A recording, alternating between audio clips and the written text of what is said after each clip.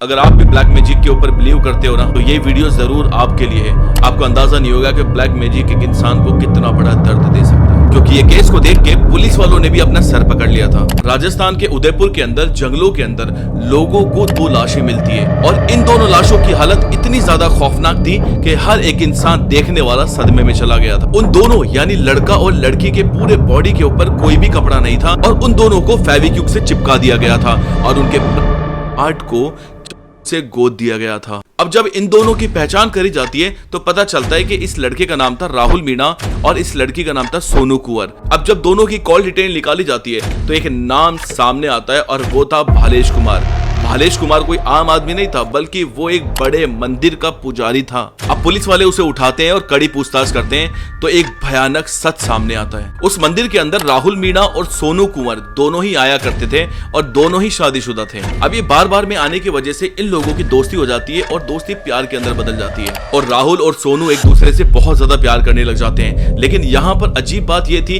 कि भालेश कुमार जो वहां का पुजारी था वो बहुत सालों से सोनू से बहुत प्यार करता था और वो उससे शादी भी करना चाहता था, लेकिन राहुल की वजह से उसके सपनों के ऊपर पानी फिर गया था और इसी वजह से ये दोनों से बदला लेने का ठान लेता है। और भालेश कुमार इन दोनों से ये कहता है कि मैं एक ऐसी तंत्र विद्या करूंगा कि तुम दोनों हमेशा के लिए एक हो जाओगे और खुद तुम्हारे घर वाले तुम्हारी शादी करवाएंगे। और तांत्रिक भालेश कुमार ये कहता है कि इस तंत्र विद्या के हिसाब से तुम्हें जंगल के अंदर करना पड़ेगा। अब ये दोनों तैयार हो जाते हैं और ये तीनों जंगल के अंदर चले जाते हैं। लेकिन यहाँ पर भालेश कुमार ने पता है क्या किया था? 50 फेविक्विक एक बोतल के अंदर डाल लिया था और अब जैसे ही राहुल और सोनू तंत्र विद्या के हिसाब से इंटीमेट हो रहे थे, उसी वक्त में पूरी की पूरी बोतल जो फेविक्विक की थी उस भालेश कुमार ने उन दोनों के ऊपर डाल दी थी। अब ये दोनों इससे पहले कुछ समझ पाते, ये दोनों बहुत बुरी तरीके से चिपक गए थे। ये सुनकर के आपको बहुत ज्यादा वियर्ड लगेगा कि जब ये दोनों एक दूसरे से हटने की कोशिश कर रहे थे तो इनकी भी साथ में निकल रही थी और उसके बाद में भालेश कुमार एक चाकू निकालता है और इन दोनों के